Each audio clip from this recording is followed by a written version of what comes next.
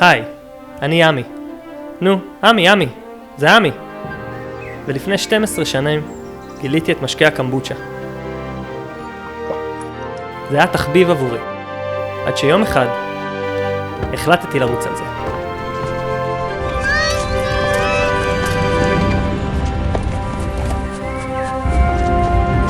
מה זה קמבוצ'ה אתם שואלים?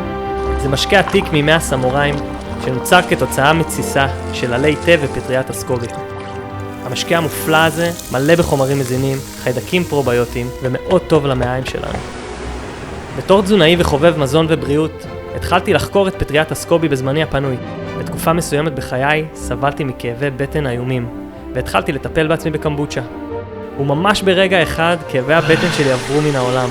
הבנתי שיש כאן משהו מיוחד, והתחלתי לייצר קמבוצ'ה בכמות מסחרית. הקמבוצ'ה שלי הגיעה למקררים של עשרות עסקים, ואפילו פתחנו בר קמבוצ'ה בתל אביב. עד שהגיעה הקורונה, נאלצתי לסגור את העסק ולאחסן את הפטריה במרתף. אבל אז הגיע ניר המלך, שמאמין שהקמבוצ'ה שלי צריכה להיות בכל מקרר בישראל, ושכמה שיותר אנשים הכירו את הפלא הזה, ויחד יצאנו לדרך חדשה. אחרי שנים של עבודה ומחקר, הגענו למוצר הסופי המושלם ביותר מבחינתנו. קמבוצ'ה טבעית בעבודת יד ובאיכות הכי גבוהה שיש.